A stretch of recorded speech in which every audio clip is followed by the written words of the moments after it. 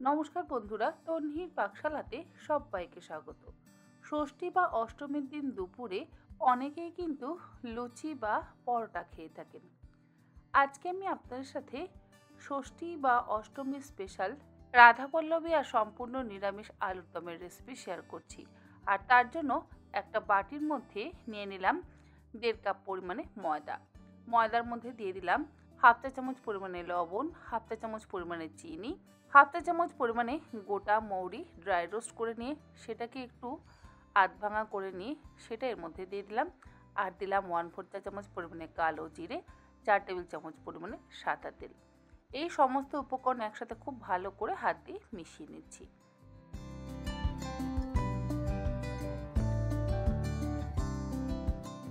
শুকনো উপকরণগুলো একসাথে ভালো করে মিশিয়ে নেওয়ার পর এর মধ্যে অল্প অল্প পরিমাণে নর্মাল টেম্পারেচারে থাকা জল দিয়ে একটা নরম ডো তৈরি করে নেব। ডোটা এমনভাবে মাখতে হবে যাতে খুব বেশি শক্তও না থাকে, আবার খুব বেশি নরমও না হয়ে যায়। যেহেতু এটা রাধাবল্লভী, এর মধ্যে কিন্তু আমরা বিউলির ডালের পুর ভরবো। আর পুর ভরে বেলতে গিয়ে যদি আবার রাধাবল্লভীগুলো ফেটে যায় তাহলে কিন্তু আবার পারফেক্ট রাধাবল্লভী তৈরি হবে না। তাই ময়দাটা ঠিকভাবে মাখাটা অত্যন্ত প্রয়োজনীয়।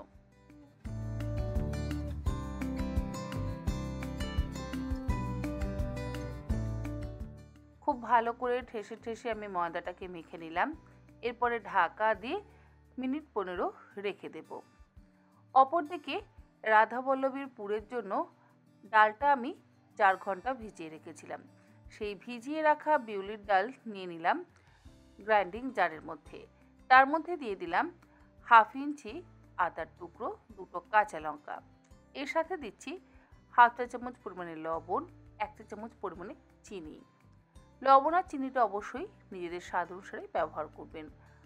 1/4 চা চামচ পরিমাণে দিয়ে দিলাম হিং, হাফ চা চামচ দিলাম গোটা মৌরি, আর অল্প একটু জল দিয়ে একদম মসৃণ করে বেটে নেব। ডাল বাটা হয়ে যাওয়ার পর কড়াইতে দিয়ে দিচ্ছি 2 চা চামচ পরিমাণে ঘি। ঘিয়ের বদলে আপনারা চাইলে সাদা তেলেরও ব্যবহার করতে পারেন। ঘিটা গরম হয়ে গেলে এর মধ্যে ফোড়ন দিয়ে দিলাম 1/4 চা চামচ পরিমাণে কালো জিরে আর 1/4 চা চামচ পরিমাণে গোটা মৌরি। 1/4 চা চামচ পরিমাণে দিয়ে দিলাম হিং। এরপরে বেটে রাখা বিউলির ডালটা এর মধ্যে দিয়ে দেব, আর গ্যাসের ফ্লেমটা কিন্তু লোতেই রাখা আছে। সমস্ত কিছু একসাথে লো ফ্লেমে ভালো করে মিশিয়ে নেব।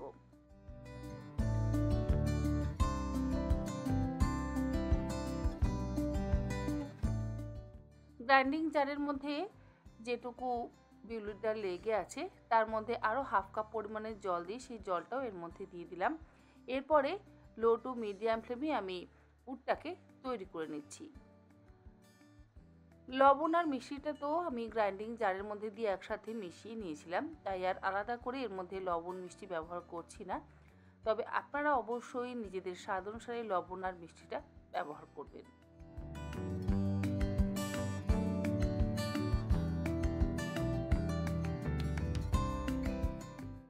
সমস্ত কিছু দিয়ে একসাথে খুব ভালো করে মিশিয়ে একদম শুকনো করে নিলাম।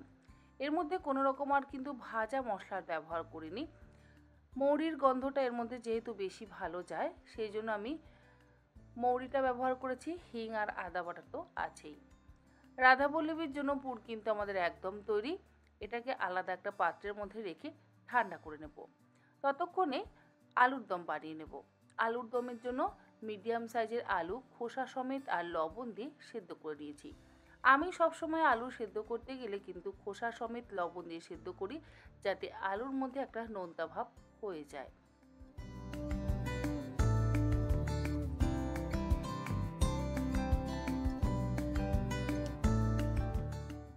আলুর খোসা ছাড়ানো হয়ে যাওয়ার পর মাঝখান থেকে অর্ধেক টুকরো করে কেটে নিচ্ছি।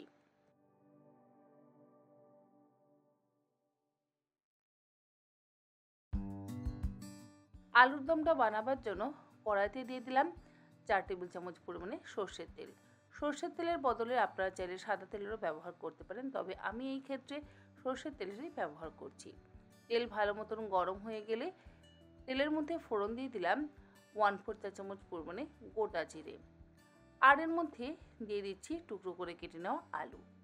কোনো রকম তেজপাতা বা শুকনো লঙ্কা বা গোটা গরম মশলা ফোড়ন আমি দিচ্ছি না। খুব সিম্পলভাবে সহজ পদ্ধতিতে এবং কম উপকরণ দিয়ে এই আলুর দমটা তৈরি করছি। সবসময় অনেক পরিমাণে মশলা দিয়ে যে রান্না ভালো হয় তা কিন্তু একেবারেই নয়। অল্প তেল মশলা দিয়েও রান্না অত্যন্ত সুস্বাদু হয়। গ্যাসের ফ্লেমটাকে মিডিয়াম টু হাইতে করে দিয়ে মিনিট 2-3 সময় ধরে আলুর টুকরোগুলোকে ভেজে নিচ্ছি। আলুর টুকরোগুলো ভাজা হয়ে যাওয়ার পর তুলে একটা আলাদা পাত্রের মধ্যে রেখে দিচ্ছি। তারপরে ওই একই কড়াইতে, জিরে তো অলরেডি ফোড়ন দেওয়াই আছে, কোনো রকম গোটা গরম মশলা বা তেজপাতা ফোড়ন দিচ্ছি না, একটা আলাদা মশলা তৈরি করে নেব।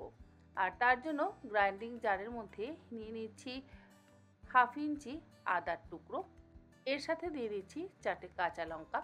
কাঁচা লঙ্কার পরিমাণ অবশ্যই নিজেদের ইচ্ছে মতন ব্যবহার করবেন। একটা বড় সাইজের টমেটো 4 টুকরো করে কেটে নিয়ে এর মধ্যে দিয়ে দিলাম। আর দিচ্ছি 1/2 কাপ পরিমাণে টক দই।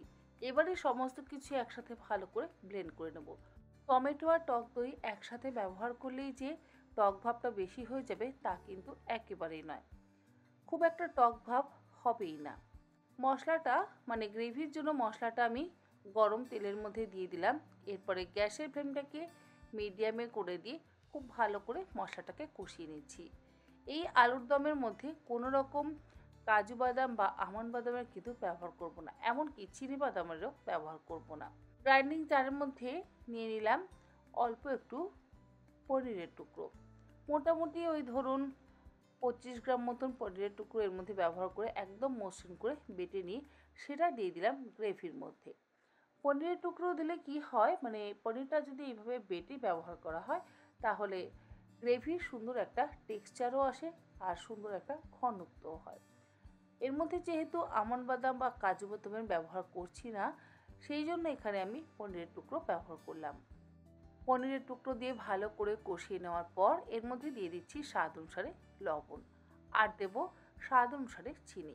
লবণ আর চিনিটা অবশ্যই নিজেদের স্বাদ অনুসারে ব্যবহার করবেন। লবণ আর চিনি দেওয়ার পর ভালো করে মিশিয়ে আরও 2 মিনিট ফুটিয়ে নেব। গ্রেভিটা যখন বেশ একটু ঘন হয়ে আসবে তখন আগে থেকে সেদ্ধ করে ভেজে নেওয়া আলুর টুকরোগুলোকে দিয়ে দিচ্ছি। আর আলুর টুকরোগুলো দেওয়ার পর গ্যাসের ফ্লেমটাকে একদম লোতে করে দিয়ে মিনিট 3-4 সময় ধরে খুব ভালো করে ফুটিয়ে নেব। আমাদের আলুর দম কিন্তু মোটামুটি রেডি। এর মধ্যে কোনো রকম হলুদ গুঁড়ো বা ধনে গুঁড়ো, জিরে গুঁড়োর ব্যবহার করছি না। সবশেষে আরও দুটো একটু মশলা অ্যাড করব। তবে ততক্ষণে আমরা রাধাবল্লভীর জন্য যে ময়দাটা সেট হয়ে গেছে তার থেকে লেচিটা কেটে নিই। রাধাবল্লভী কিন্তু একটু বড় বড় সাইজের হয়, মানে কচুরির থেকে একটু বড় সাইজের হয়, সেই জন্য লেচিগুলো একটু বড় আকারের কেটে নিচ্ছি।